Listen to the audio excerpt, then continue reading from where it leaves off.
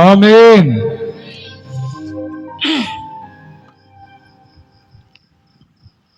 నేను మీ మధ్య కూర్చుని వాక్యం చెప్తున్నాను, అన్యదా భావించొద్దు. నాకు ఆరోగ్యరీత్యా due to my cardiac problem, heart failure, doctor suggestion అయితే అసలు సభలకు వెళ్ళొద్దు, వాక్యం చెప్పొద్దు, ఏదన్నా ఉంటే పుస్తకాలు రాయండి, అట్లా కూడా ఆలోచనలు ప్రజల్లోకి వెళతాయి.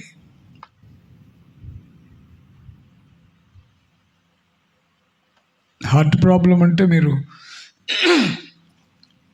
బైపాస్ చేయించుకోవచ్చుగా, స్టంట్ వేస్తారుగా అనుకోవచ్చు. నాకున్న ప్రాబ్లం స్టంట్ వేసేది కాదు, బైపాస్ చేసేది కాదు. అంటే టోటల్ ఇంజన్ ఫెయిల్ అయితే ఇంకా రిపేర్ ఉండదు, ఇంజన్ తీసి కొత్త ఇంజన్ వేయటమే. హార్ట్ ట్రాన్స్ప్లాంటేషన్ ఒక్కటే మార్గం. దేవునికి అసాధ్యమైంది ఏముంది? కృంగజేయువాడును లేవనెత్తువాడు ఆయనే. ఆయన చేతిలో ఉన్నాను, ఆయన నడిపిస్తున్నాడు. As per medical reason heart efficiency 10 పడిపోయింది. హార్ట్ పంపింగ్ 35 ఉంటేనే నడవడం కష్టం, మాట్లాడడం కష్టం. నాకు 10కి డ్రాప్ అయింది.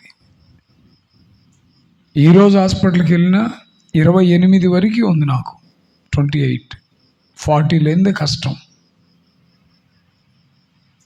దేవుని ఏర్పాటు, దేవుని కృప, దేవుని ప్రణాళిక మనకు కొన్నిసార్లు అర్థం కాదు. ఆయన నడిపిస్తూ ఉంటే అనుభవంలో తెలుస్తూ ఉంటాయి చాలా విషయాలు. మెట్టుకు ఒక మాట చెప్పగలను, దేవుడే జీవింపజేస్తున్నాడు, ఆయనే నడిపిస్తున్నాడు. అనేక ప్రాంతాలకు ఆయన అధిరోహించడం వల్ల ఆయన్ని మోసే గాడిదకి ప్రజలు ఘనత దక్కినట్లు, యోగ్యత లేని జీవితాన్ని ఆయన ప్రేమించి ఆయన అధిరోహించి అనేక ప్రాంతాలు ఆయన నేను తీసుకెళ్ళడం కాదు, ఆయన నేను ధరించడం వల్ల నన్ను ఆయన తీసుకెళ్తా ఉన్నాడు. ఈ క్రమంలోనే మీ ప్రాంతానికి రావడానికి దేవుడు కృప చూపారు. ఈ ప్రాంతాలన్నీ తిరిగినవే, గొడవరు కానీ, గుండవరం కానీ, చేబురోలు కానీ, నారాకోడరు కానీ, వేజండ్లు కానీ, దాదాపు ఇటు వేటపాలెం, చుండూరు, పొన్నూరు, చీరాల. ఇందాక తమ్ముడు చెప్తా ఉన్నారు, 31 సంవత్సరం సేవ రేపు ఆగస్టుకు పూర్తయి 32వ ఏట ప్రవేశిస్తాను. ఇన్ని సంవత్సరాల పరిచర్యలో ఎన్నో రకాలైనటువంటి ఆటుపోట్లు, ఎదురు దెబ్బలు, చేదు తీపి అనుభవాలు. దేవుని కృపలో ఉన్నాం కాబట్టి, దేవుని నీడలో బ్రతుకుతున్నాం కాబట్టి, మనం ఊహించని సంతోషం కలిగినప్పుడు హెచ్చిపోయేది లేదు. మనం అనుకోని కష్టం మన బ్రతుకులోకి వచ్చినప్పుడు కృంగిపోయేది లేదు. సంతోషమైన, దుఃఖమైన,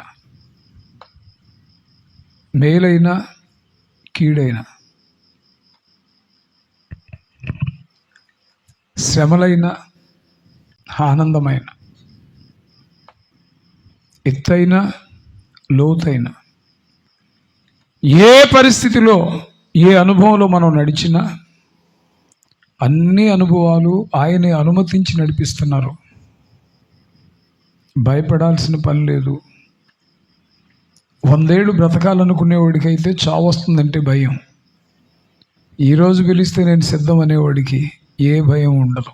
స్తోత్రం చెప్దాం, గట్టి చెప్దాం, హల్లెలూయా. అదే క్యాప్షన్తో, అదే నిర్ణయంతో ప్రభు నన్ను నడిపిస్తున్నారు. ఎన్ని సంవత్సరాల పరిచర్యలో ఎన్నో అనుభవాలు జీవితంలో దేవుడు అనుగ్రహించారు. ఈరోజు నాకంటూ ఏదైనా ఒక యాంబిషన్ ఉంది, నేను చేయాల్సింది ఏమైనా మిగిలింది అంటే ఒక మంచి బైబిల్ కాలేజ్ కన్స్ట్రక్ట్ చేయాలి అనేది దేవుడు నాకు ఇచ్చిన విజన్. అది దానికోసం నేను ప్రార్థన చేస్తున్నాను. మా మినిస్ట్రీ సేవకులందరూ, నేను వెళ్ళే అన్ని ప్రాంతాల్లో సేవకులు కూడా ఈ విషయం తెలుసు. మీరు కూడా ప్రార్థన చేయండి. బైబిల్ ట్రైనింగ్ సెంటర్ అంటే థియాలజీ చెప్పాలనేది నా ఉద్దేశం కాదు, కానీ దేవుని ఆలోచనలు అనుభవాత్మకంగా బైబిల్లో ఉన్న 66 పుస్తకాలు కూడా పిన్ టు పిన్ గుర్తెరిగి సత్యవాక్య దృక్పథంతో సత్యాసక్తితో నిలబడేటువంటి సేవకుల్ని, దైవరోషం కలిగినటువంటి సేవకుల్ని కొంతమందినైనా దేవుని కొరకు సిద్ధపరచాలి అనేటువంటి ఒకే ఒక్క కోరికతో నడుస్తూ ఉన్నాను. బహుశా ఈరోజు కూడా బ్రతికుండి నడవడానికి కారణం దేవుని మీద, వాక్యం మీద, పరిచర్య మీద ఉన్నటువంటి పిచ్చి. దేవుడు నన్ను నడిపిస్తున్నాడు. స్తోత్రం, స్తోత్రం. ఈ క్రమంలో మీ మధ్యకు రావడానికి దేవుడు కృపనిచ్చారు. శ్రేష్టమైన మాటలు, ఆలోచింపజేసే మాటలు,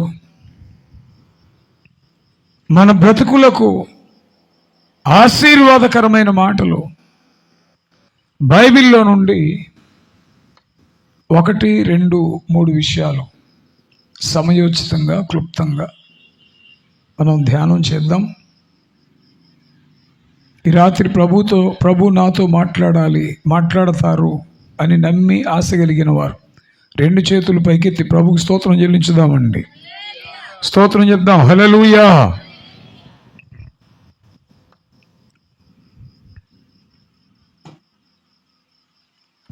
వాక్యం అందించాలి. ప్రియులైన దేవుని పిల్లలకి ఏ విషయం ఈ రాత్రి మాట్లాడితే బాగుంటుంది అని ఆలోచన చేస్తూ ఉన్నాం. వచ్చి కూర్చున్నాక కూడా సామాన్యంగా వాడబడుతున్న ఏ దైవ సేవకుడికైనా, అంటే మైసెల్ఫ్, పాంప్లెట్లో వేసిన వాక్యమో, పోస్టర్లో వేసిన వాక్యమో, లేదు ఈ అంశం మీద మాట్లాడితే బాగుంటుంది అని చెప్పి పర్టికులర్ అంశాన్ని ఇచ్చినప్పుడు అదే అంశం మీద మాట్లాడడం నాకు అలవాటు, నేను నేర్చుకున్నది. అఫ్కోర్స్ ఇప్పుడు అంశ ప్రసంగాలు లేవులేండి. అసలు డయాస్ మీద దైవజనుడు మాట్లాడుతూ ఉంటే ప్రక్కన ఎవరిని కూర్చొనిరు కూడా. ఇప్పుడు నడుస్తున్న టెండెన్సీ అది.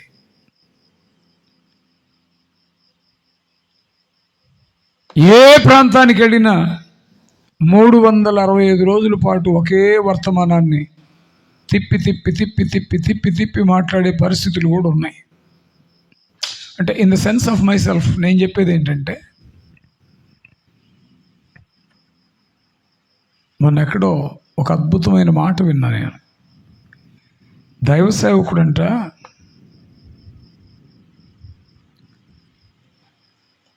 గొడవరులో వాక్యం చెప్పడానికి వెళ్తున్నాను, వాళ్ళకి వాక్యం బోధించాలి కదా అని చదువుతూ పెన్నుతో పుస్తకం మీద వాక్యాన్ని సిద్ధపరుచుకుంటాడంట. కానీ దాన్ని క్రాస్ చేస్తూ ఒక దైవజనుడు చెప్పిన మాట ఏంటంటే, అనుభవంలో నుంచి, ప్రజలకు బోధించడానికి వాక్యాన్ని సిద్ధపరచుకోవడం కాదు, వాక్యం కొరకు నిన్ను నువ్వు సిద్ధపరచుకో అని చెప్పాడు ఆయన. స్తోత్రం చెప్పండి.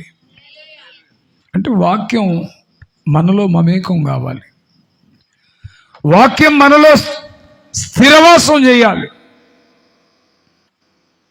నిద్రపోయేటప్పుడు లేపిన సందర్భోచితమైనటువంటి మాటలు గుండె లోతుల్లో నుంచి రావాలి. బ్రతుకు వాక్యం అవ్వాలి, సంపద వాక్యం అవ్వాలి, శ్వాస వాక్యం కావాలి, భవిత వాక్యం కావాలి, జీవనానికి ఆధారం వాక్యం కావాలి. వాక్యానికి మించిపోయినది ఏది నిలబడతాం. Praise the Lord. ఒకసారి నేను ఎక్కడో వాక్యం చెప్పడానికి వెళ్తే మీల్ మేకర్తో మంచి కర్రీ చేసి పెట్టారు. ఏంటది? గుమ్మగుమ్మలాడుతుంది అది కూడా. తీరా చూస్తే అందులో ఒక్క చికెన్ పీస్ కానీ మటన్ పీస్ కానీ లేదు, మొత్తం మీల్ మేకర్. ఏంటయ్యా విషయం అంటే, మాంసం తీసుకొచ్చినోడైతే వాడి దగ్గర మాంసం ఉంటే మాంసం కూర చేస్తాడు. అవునా? ఏమ రైట్? అందులో టమాటా వేయనివ్వండి, మసాలా వేయనివ్వండి, గోంగూర పెట్టనివ్వండి, ఇంకేదో. మాంసము లేనప్పుడే మీల్ మేకర్ వేసి గుమగుమలాడించి పెట్టడం. మిగిలిన అన్ని దినుసులు ఉంటాయి కానీ వాక్యం లేనప్పుడే దానికి ఆల్టర్నేటివ్ ఇంకేదో దానిలో వెయ్యాల. వర్తమానంలో బ్రతుకులో దేవుని వాక్యం ఉంటే వాక్యమే విరిచి ప్రజలకు వడ్డించడం అవుతుంది. స్తోత్రం. అసలు నాలో వాక్యం లేదనుకోండి, వాక్యానికి బదులు ఏ మీల్ మేకరో, వాక్యానికి బదులు ఇంకేదో మసాలా దట్టించి ప్రజలకు చెప్పాలి. స్తోత్రం. నా మాట అర్థమైతే స్తోత్రం చెప్దాం. ఇప్పుడు వాక్యం లేదు, వాక్యం స్థానంలో కామెడీ, వాక్యం స్థానంలో కథలు, వాక్యం స్థానంలో 5 నిమిషాలకు ఒకసారి పాట, వాక్యం స్థానంలో ఇంకేవో. మాంసము లేనప్పుడే దానికి బదులు ఇంకేవో దినుసులు కలపాల. మాంసం ఉంటే మీల్ మేకర్ వేయాల్సిన అవసరం మన బ్రతుకులో, మన వర్తమానంలో, మన సందేశంలో వాక్యం ఉన్నప్పుడు మీల్ మేకర్తో పని లేదు. స్తోత్రం చెప్దాం. ప్రియమైనటువంటి దేవుని వీటిలో ఏం మాట్లాడాలి చూడు జాకబ్ అంటే మావాడు చూశాడు కానీ అందులో కనపడలా. అంటే పోస్టర్ ఉంది, ఈ ప్రజలతో ఏమన్నా మాట్లాడడానికి సేవకులు ఏమన్నా ఏర్పాటు చేశారేమో చూడండి అంటే పోస్టరు పంపిన పాంప్లెట్ అదే కనిపించింది. తీర ఇక్కడికి వచ్చి వెళ్ళేటప్పుడు ఇక్కడ ఒక మాట కనిపిస్తుంది. ఏముంది పైన చెప్పండి, చదవండి.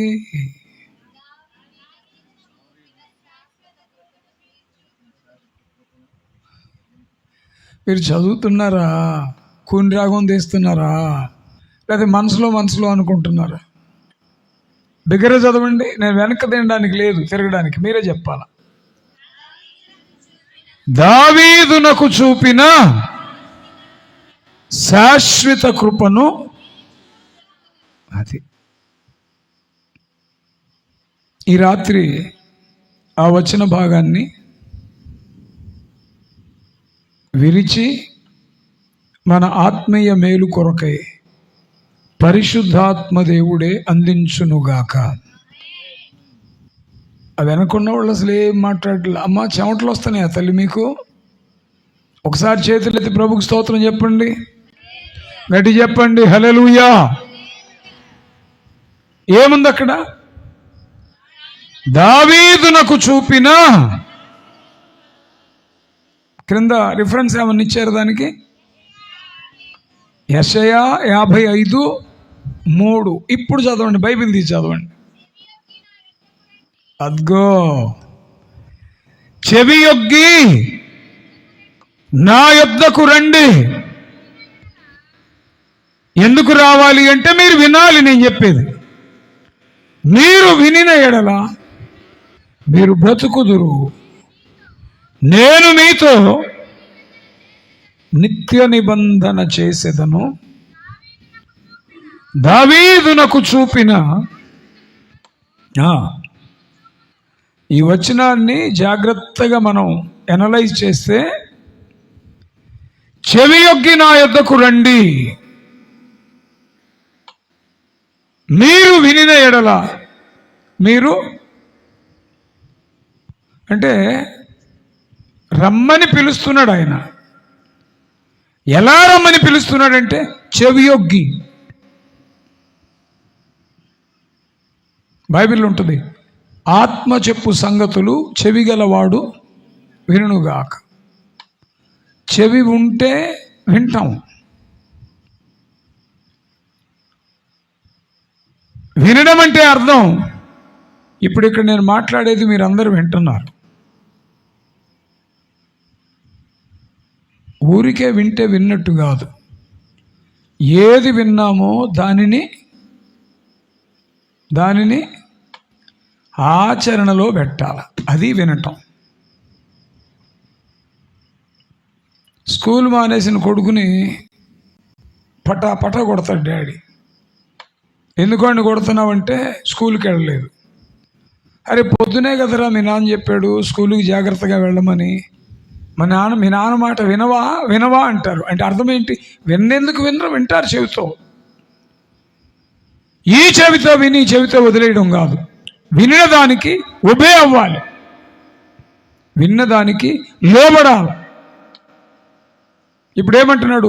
చెవియొగ్గి నా యొద్దకు రండి. చెవియొగ్గి అంటే వినడానికి మనసు సిద్ధపరుచుకుని నా యొద్దకు రండి. మీరు వచ్చినప్పుడు నేను మీతో మాట్లాడతాను. నేను మీతో మాట్లాడినప్పుడు చెవితో వినడం కాదు, చెవితో వినినది హృదయానికి కనెక్ట్ కావాలి. ఏదైతే హృదయానికి కనెక్ట్ అవుతుందో దానికి మీరు లోబడాలి. అది వినడం అంటే. మీరు వినిన ఎడల అంటే వినింది హృదయాన్ని తాకాలి, హృదయాన్ని తాకినప్పుడు లోబడాలి. అది వినడం. మీరు వినిన ఎడల మీరు బ్రతుకుదురు. ఈ లోకంలో మనిషి బ్రతకడానికి చాలా రకాలైన ప్రయత్నాలు చేస్తున్నారు. బైబిల్లో నేరుగా సూటిగా చెప్పబడిన మాట ఏంటంటే, మనుష్యుడు రొట్టె వలన మాత్రము కాదు కానీ దేవుని నోటి నుండి వచ్చు మాట వలన బ్రతుకును. దేవుని నోటి నుండి వచ్చే మాట వల్ల బ్రతుకుతాము అంటే ఆయన మాట ఏదైతే బయలుదేరి వస్తుందో ఆ మాట మన చెవిని తాకి తద్వారా హృదయాన్ని కదిపి హృదయంలో నుంచి లోపడే స్థితి మనకి ఇవ్వాలి. అప్పుడు ఆ మాట మనలను బ్రతికిస్తుంది. Praise the lord. తర్వాత నేను మీతో నిబంధన. కాసేపు ఉండి తర్వాత పోయేది కాదు.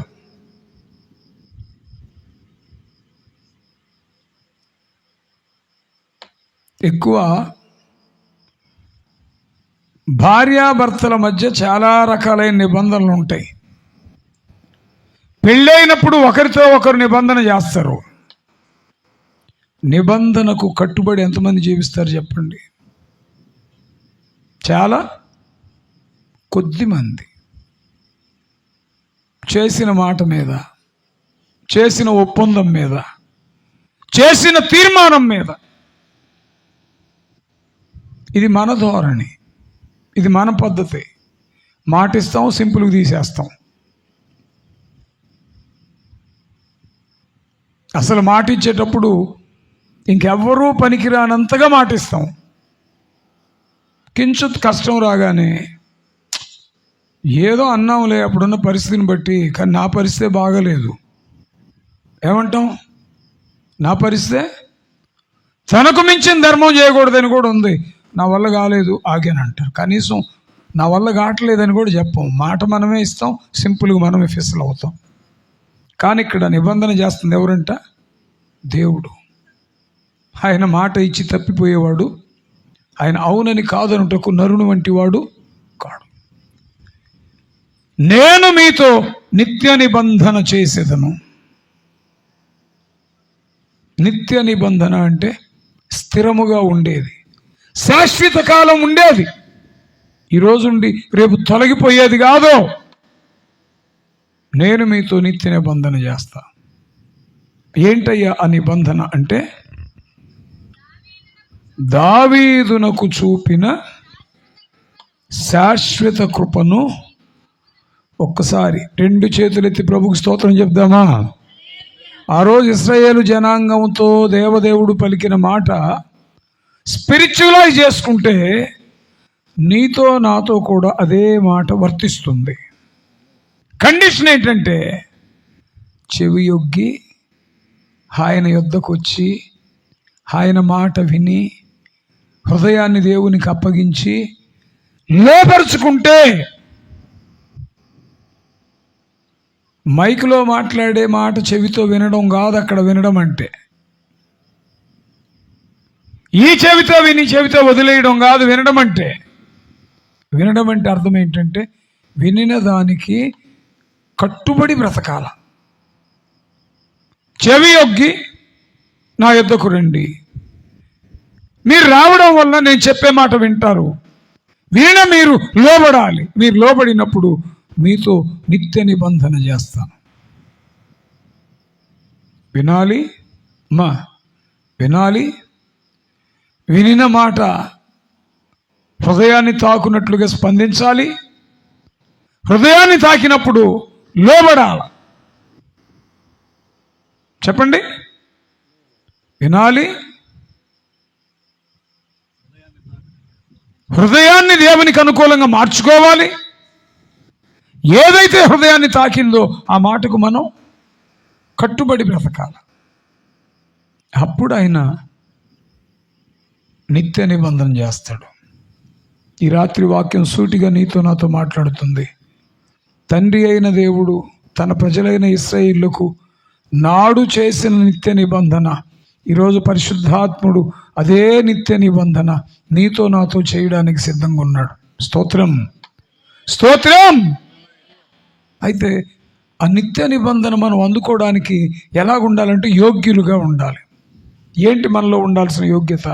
వినేవారమై, హృదయాన్ని దేవునికి అనుకూలపరిచిన వారమై, ఆ మాటకు లోబడే వారమై.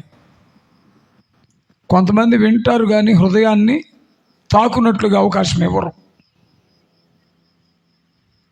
మీరు వినుట మట్టుకు విందురు కానీ గ్రహింపనే, చెప్పాలి, గ్రహింపనే గ్రహింపరు.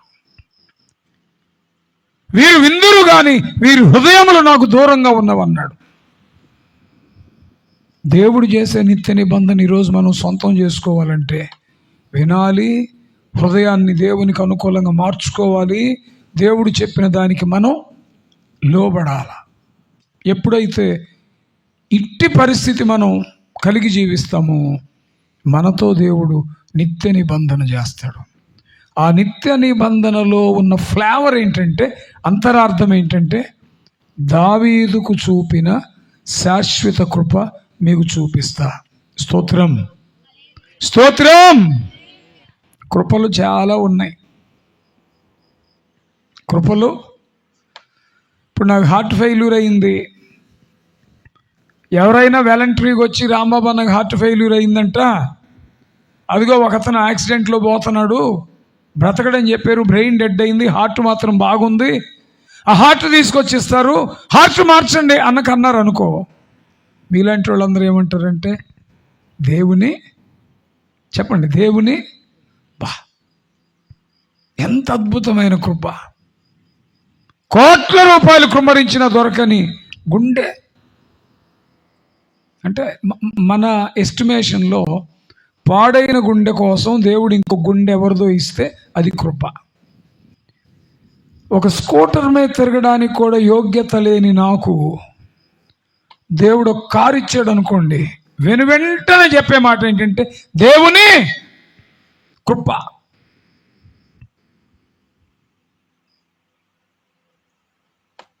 సొంత స్థలం లేదు, ఎక్కడో అతికి బ్రతుకుతున్నాం. అనూహ్యంగా జగనన్న గవర్నమెంట్లో స్థలాలు ఇళ్ళు వచ్చినాయి. సరే అవి ఇచ్చారో లేదో నాకు తెలియదు, కానీ వెంటనే స్తుతి కూడిక. ఏంటంటే దేవుని కృప. అసలు దేవుని కృపని మన అనుభవంలో ఎన్ని సంగతులకి అన్వయించుకోవచ్చో. పాప 10th పాస్ అయింది. దేవుని ఎన్నో సంవత్సరాలుగా పెళ్లి కోసం చూస్తున్నాం, సంబంధాలు చూస్తున్నాం, సెట్ అవ్వలా. ఒక మంచి ఫ్యామిలీ దొరికింది, కట్నం కూడా వద్దన్నారు. దేవుని ముఖ్యమంత్రి చంద్రబాబు నాయుడు గారు ఎవరి దారోగానో నాకు పరిచయం అయ్యారు.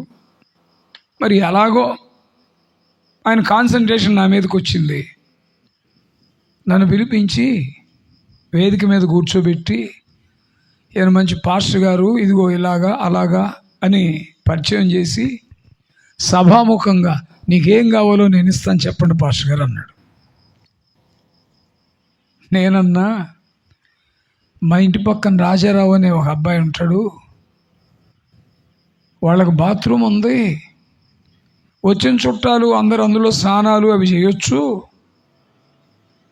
కానీ వాళ్ళ ఇల్లు వదిలిపెట్టి మా ఇంటి ప్రక్కన బకెట్ తెచ్చుకొని నీళ్ళు అక్కడ పెట్టుకొని స్నానం చేస్తున్నారు. వాళ్ళు చేసిన స్నానపు నీళ్ళన్నీ మా స్థలంలోకి వచ్చేస్తున్నాయి. మా పిల్లలు ఉన్నారు చాలామంది, వాళ్ళ ముందు గోచిగుడ్లు పెట్టుకొని స్నానాలు చేస్తున్నారు. మాకు చాలా అభ్యంతరకరంగా ఉంది. మరి ఏం చేయమంటావు? మా ఇంటి ముందు ఒక సైడ్ కాలువ కట్టించయ్యా అన్నది అనుకో, ఏమంటాడు? మీరేమంటారు చెప్పండి? ముఖ్యమంత్రి ఏంటి, చంద్రబాబు నాయుడు గారు ఏంటి, రాంబాబు అన్నను పిలవటం ఏంటి, నీకేం కావాలని అడగటం ఏంటి, ఈయనేమో కాలువ కట్టించమంటం ఏంటి? అసలు ఏమన్నా కామన్ సెన్స్ ఉందా? అడిగితే యుక్తమైంది అడగాల. అంత పెద్ద ఆయన, సీఎం పోస్ట్లో ఉన్న ఆయన, నీకేం కావాలని అడిగితే తిక్కలమో కూడా గుండె పాడైంది కదా, గుండె కావాలని చెప్పొద్దు. లేదు ఆల్ ఆఫ్ సడన్ నీకేమైనా అయిందనుకో, నీ పిల్లలు సెటిల్ కాలేదు, వాళ్ళకి ఏదైనా జాబులు కావాలని అడగా, సీఎం రేంజ్లోకి వెళ్ళి కాలువ తవ్వించమంటావా, కాలువ కట్టించమంటావా? హాస్యాస్పదమా? నవ్వు వస్తుందా? తిక్కలోడు అనుకుంటారా అనుకోరా? దేవుడు కూడా శాశ్వత కృప మీకు చూపిస్తాను అన్నాడు. ఆ కృపలో ఆంతర్యం, రాగం తగ్గించు ప్రభువా, అప్పులు తీర్చు ప్రభువా, ఆగిపోయిందయ్యా ఇల్లు కట్టించయ్యా. ఇంతేనా దేవుణ్ణి అడిగేది? ఇంతేనా? నువ్వు అడిగితేనే ఇస్తాడు స్వస్థత దేవుడు, అడగపోతే కూడా. ఏ తండ్రి అయినా పిల్లడికి, డాడీ నాకు కాలుకు దెబ్బ తగిలింది కట్టుకట్టించమని అడిగితేనే చేస్తాడా? దెబ్బ తగిలినప్పుడు తండ్రి చేయడా, స్పందించడా? అడగక ముందే మన అక్కర్లన్నీ ఆయనకి తెలుసు. 2 చేతులు దేవునికి స్తోత్రం చెప్పండి. అడగక ముందే ఏమి తిందుము, ఏమి త్రాగుదుము, ఏమి ధరించుకుందుము అని దేహ ప్రాణములను గురించిన చింత మీకు వద్దు. నువ్వు అడక్కపోయినా తినడానికి, త్రాగడానికి, కట్టడానికి ఏ పొజిషన్లో నిన్ను ఉంచాలో దేవుడు అక్కడ ఉంచుతాడు. ఒక మాట రాసి పెట్టుకోండి. యోసేపు 17 సంవత్సరాలప్పుడు తండ్రి ఇంటి నుంచి దూరం అయ్యాడు. అన్నల కుట్రకు బలైపోయాడు. చెయ్యని నేరానికి జైల్లో పడ్డాడు. పోతీఫరు భార్య కుట్రకి బలైపోయాడు. దేవుని కాపుదల వెంటాడుతూ ఉంది. రాజుకి ఏదో కల వచ్చింది. కలభావం ఎవడు చెప్పలేదు, యోసేపు చెప్పాడు. యోసేపుని రాజలాంఛనాలతో తీసుకెళ్లారు. ప్రధానమంత్రి పోస్ట్ అది. దేశ వ్యవహారాలన్నీ, అడ్మినిస్ట్రేషన్ అంతా ఆయన చూస్తున్నాడు. ఒక్క మాటలో చెప్పాలంటే ఫరోకి తండ్రి ప్లేస్మెంట్ యోసేపుదంట, బైబిల్లో ఉంది. స్తోత్రం. అంత ప్లేస్మెంట్లో యోసేపు ఉన్నాడు. ఆయన చేసిన ప్రార్థనల్లో, నన్ను ఐగుప్తు పరిపాలకునిగా చెయ్యి ప్రభు అని ఎక్కడన్నా ఉందా? అయ్యా నన్ను ఐగుప్తును ఏలుబడి చేయడానికి నన్ను సహాయం చేయమని ఎక్కడన్నా అడిగాడా? ఎమ్మెల్యేగా నిలబడుతున్నాను, నాకు సహాయం చేయమని అడిగాడా? దేవుని కృపను ఆయన స్థాయిలో అంచనా వేయాలి. యోసేపు ఎక్కడ అడగల, కానీ దేవుని ప్రణాళిక యోసేపు పట్ల ఏది ఉందో ఆ పీక్లో తీసుకెళ్ళి కూర్చోబెట్టాడు యోసేపుని. స్తోత్రం. కానీ అడగాల్సింది ఏంటో తెలుసా? అడగకపోయినా ప్లేస్మెంట్ ఇచ్చాడు. అడగాల్సింది ఏంటో తెలుసా? స్తోత్రం చెప్పండి. దేవా, నన్ను పరిశీలించు, నన్ను పరీక్షించు, నీకు ఆయాసకరమైన మార్గం ఏదైనా నా యందు కలదేమో. అది ప్రార్థన.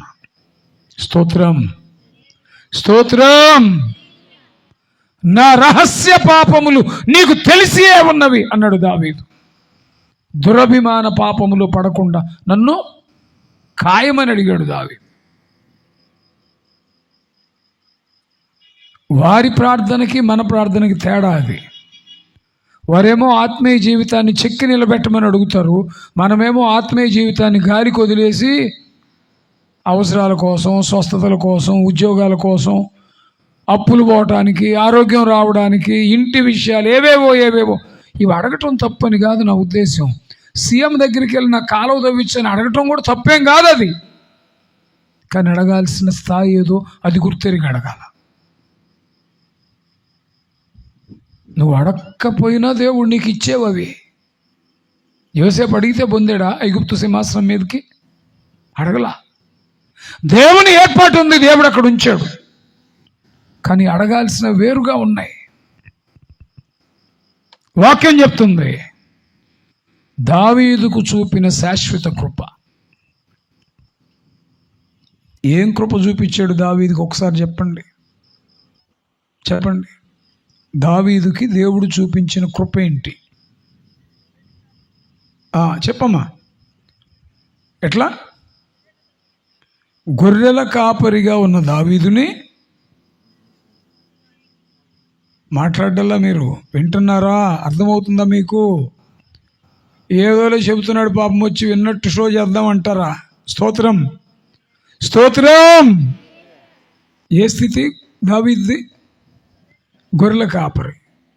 ఇప్పుడు దేవుడు ఏం చేశాడు? ఆయన పట్ల కృప చూపించాడు. కృపకు ఫలితం ఏంటి చెప్పాలి? ఇశ్రాయేలు సింహాసనం మీద రాజుగా సౌలు తరువాత కూర్చోబెట్టబడ్డాడు. స్తోత్రం. శాశ్వత కృప అంటే ఇదేనా?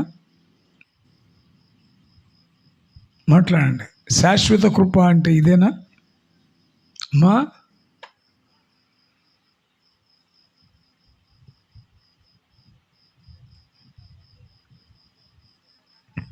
బైబిల్లో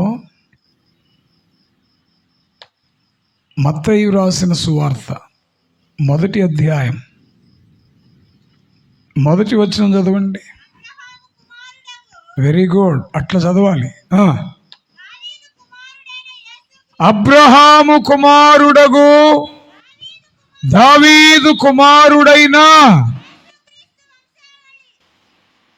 చప్పట్లు కొట్టి దేవుని స్తుతించండి ఒక్కసారి బిగ్గరగా. యేసు క్రీస్తు ఎవరి కుమారుడు? మీరు లిటరల్గా చెప్పండి. యేసు క్రీస్తు ఎవరి కుమారుడు?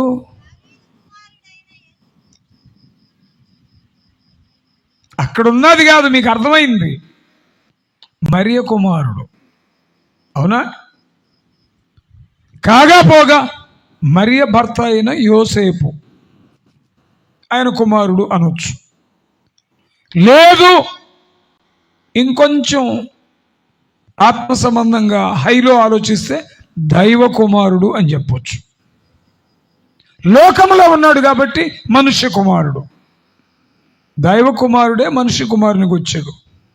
మనుష్య కుమారుడే యేసుక్రీస్తు మరియ కుమారునిగా పెరిగాడు, పుట్టాడు, పెరిగాడు.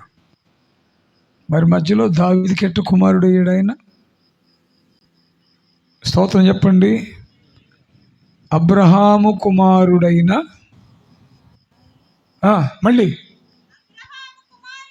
అబ్రహాము కుమారుడగు. అబ్రహాము కుమారుడు ఎవరు? లిటరల్గా ఇస్సాకు తప్పితే ఇష్మాయేలు. ఇష్మాయేలు శారీరకంగా పుట్టాడు కాబట్టి వంశావళిలో, ఆత్మ సంబంధమైన వంశావళిలో ప్లేస్మెంట్ లేదు. ఇస్సాకు వాగ్దాన పుత్రుడు. ఇస్సాక్కి మళ్ళీ ఇద్దరు, ఏశావు యాకోబు. మళ్ళీ ఏశావు కట్ అయ్యాడు. ఆత్మ సంబంధమైన వంశావళిలో ఎవరొచ్చారు? యాకోబు. యాకోబు ఇశ్రాయేలుగా మారాడు. ఇశ్రాయేలుకి 12 మంది సంతానం. 4వ వాడు యూదా. రూబేను, షిమ్యోను, లేవి, స్తోత్రం, లేవి, యూదా. యూదాలో నుంచి పెరస్సు, జరహు, తద్వారా యెస్రోము, అమినాద్, నయస్సోను, షల్మాను, రాహబు ద్వారా బోయజు, బోయజు ద్వారా ఓబేదు, ఓబేదు ద్వారా యెషయి, యెషయి ద్వారా దావీదు. స్తోత్రం. అంటే అబ్రహాము నుంచి దావీదు వరకు 14 తరాలు ఉన్నాయి. మధ్యలో తరాలన్నింటినీ ఓవర్కమ్ చేసి అబ్రహాము కుమారుడు ఇస్సాక్ అనాలా, అబ్రహాము కుమారుడు ఇష్మాయేల్ అనాలా? కానీ అబ్రహాము కుమారుడు ఎవరయ్యారు? దావీదు. మొత్తం ఏమంటారు దాన్ని? అబ్రహాము దగ్గర నుంచి దావీదు వరకు మధ్య ఉన్న తరాలను ఏమైనాయి?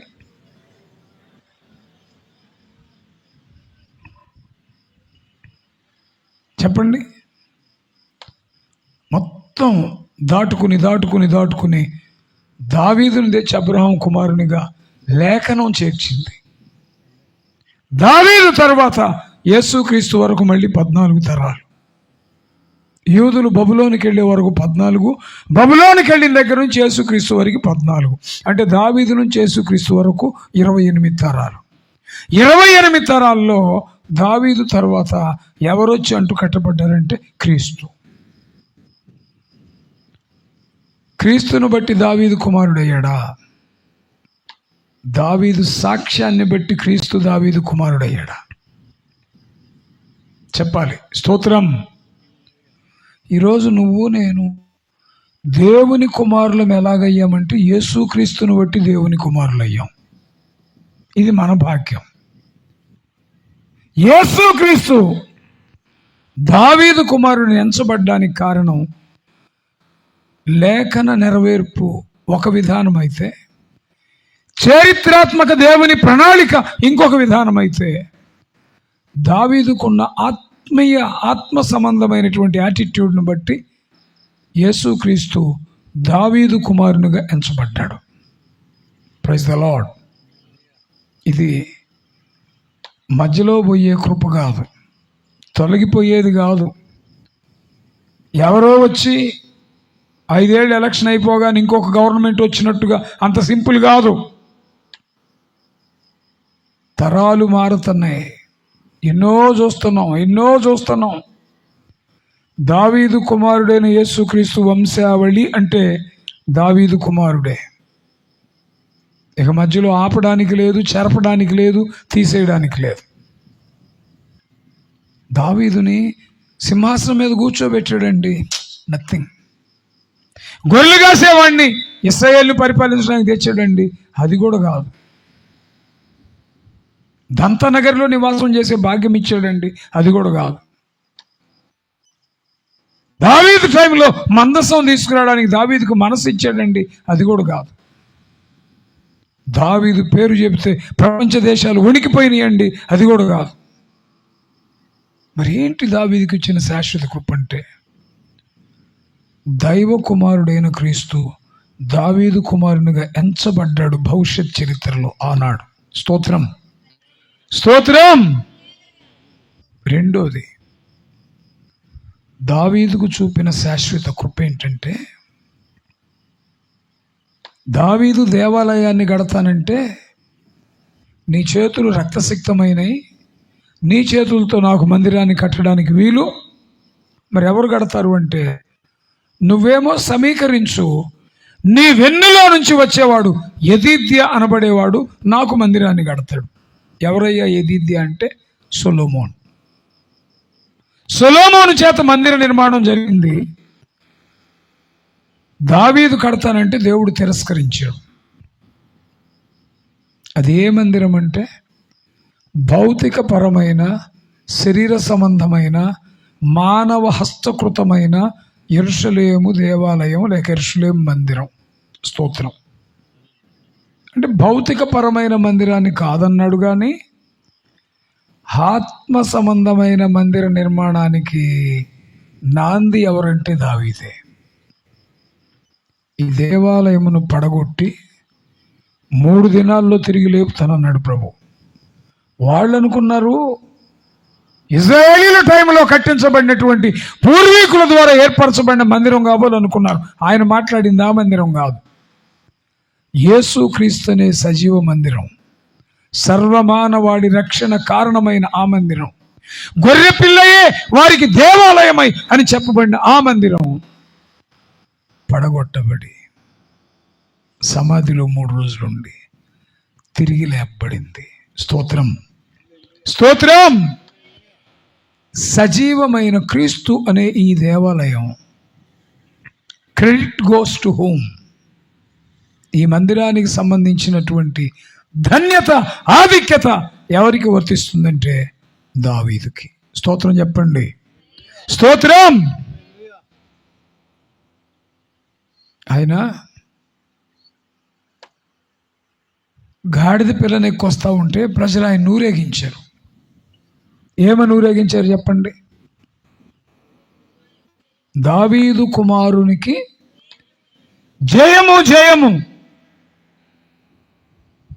నీదు రాజు నీతిమంతుడై గాడిద పిల్లనెక్కి సాత్వికుడై వస్తాడని ప్రవచనం చెప్పబడింది, నెరవేరింది. అదొక్కటే ప్రశంస అయితే మనం ఎంతసేపు చెప్పుకునే పని లేదు. మార్కు సువార్త 11లో అనుకుంటాను, ఒక్కసారి చూడండి ప్లీజ్.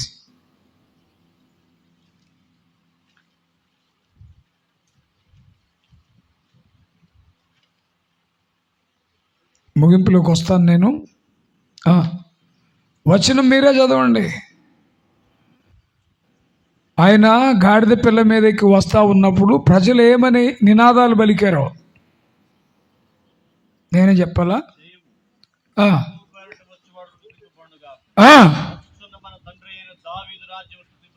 చేతులెత్తి దేవునికి స్తోత్రం చెప్పండి. గాడిద మీద వస్తుంది ఎవరు? యేసుక్రీస్తు. ప్రజలు ఏమని, చరిత్ర నెరిగిన ప్రజలు ఏమని ప్రశంసించారు? తండ్రి అయిన, అంటే ఇశ్రాయేలు ప్రజలు, యూదా ప్రజలు, చరిత్ర నెరిగిన ప్రజలు వస్తూ ఉన్న ప్రభువుని చూసి ఏమని గుర్తించారంటే మన తండ్రి అయిన దావీదు రాజ్యం. ఏ కాంట్రవర్సీ. నీ రాజ్యము వచ్చుగాక అని మనం ప్రార్థన చేస్తాం. కొంతమంది ఏమంటారంటే ఆల్రెడీ దేవుని రాజ్యం మీ మధ్యలోనే ఉంది, అది పరోక్షంగా ఉంది, ప్రత్యక్షంగా రాదు అని చెప్పి ఉంది కదా, మళ్ళీ రాజ్యం వచ్చేది ఏంటి అని విమర్శిస్తారు కొంతమంది. దేవుని రాజ్యం వస్తుంది అని చెప్పే మాట నిజమే, లిటరల్గా రావాలి. ఆల్రెడీ మనం దేవుని రాజ్యంలో ఉన్నామనేది కూడా నిజమే. ఇప్పుడు దేవుని రాజ్యంలో మనం ఉన్నామా అంటే ఆత్మ సంబంధంగా ఉన్నాం. ఆయన ఆనంద్ జయకుమార్ అని రాశారు పాట. ఆయుధము లేకయే ప్రేమ సామ్రాజ్యము హృదయ సీమలో స్థాపించిన. ఆయుధము లేకయే ప్రేమ సామ్రాజ్యము హృదయ సీమలో స్థాపించినావు. ఎట్లా ఎట్లా? ఏ సామ్రాజ్యం? ప్రేమ సామ్రాజ్యం. ఎట్లా? ఆయుధము లేకుండా, ప్రేమే ఆయుధంగా. ఆ సామ్రాజ్యం ఎక్కడుంది? హృదయ సీమ. హృదయమే రాజ్యం. మానవ హృదయాలను యేసుక్రీస్తు జయించాడు, యేసుక్రీస్తు స్వతంత్రించుకున్నాడు. యేసుక్రీస్తుని రక్షకునిగా అంగీకరించిన వారందరూ ఆయన రాజ్యములో ఉన్నట్టే ఆత్మ సంబంధంగా. వస్తూ ఉన్న యేసుక్రీస్తుని చూసి వారు ఏమని సంబోధించారు, ప్రశంసించారంటే వచ్చుచున్న మన దావీదు రాజ్యము. నమ్మిన విశ్వాసులకు ఆత్మ సంబంధమైన రాజ్యం ఆయన, చరిత్రాత్మక ఇశ్రాయేలులకు వస్తూ ఉన్న దావీదు రాజ్యం ఆయన. దావీదుకు చూపిన శాశ్వత కృప ఏంటి అంటే, ఒకటి, ఆయన దావీదు కుమారుడు అని ఎంచబడ్డాడు. రెండు, ఆయన దేవాలయం అయితే ఆ దేవాలయం ఎవరిది అంటే బిలాంగ్స్ టు కింగ్ డేవిడ్. శరీర సంబంధమైన మందిరాన్ని కట్టించడానికి దేవుడు ఇష్టపడలా, కానీ దావీదులో నుండి వచ్చిన క్రీస్తే ఆత్మీయ మందిరంగా ఎంచబడితే, పడగొట్టబడి తిరిగి పునర్నిర్మాణం జరిగిన ఆ మందిరం, ఆ క్రెడిట్, ఆ ఘనత ఎవరిది అంటే దావీదుది. మూడో మాట, యేసుక్రీస్తు వస్తున్నాడు. ప్రజలేమన్నారంటే, వస్తున్న మన దావీదు నీ సింహాసనము తరతరములుండును అని రాయబడింది 45వ కీర్తనలో. అదే నెరవేర్పు హెబ్రీ పత్రిక 1వ అధ్యాయంలో కూడా రాయబడింది, నీ సింహాసనము తరతరములుండును. ఈ ప్రవచనం నేరుగా ఎవరికి పోల్చుకోవచ్చు అంటే దావీదుకి. దావీదు సింహాసనం తరతరములు ఉంటుందా? అది శరీర సంబంధంగా భౌతికంగా పోల్చుకుంటే ఆ డెప్త్ చాలదు. ఉంటుంది.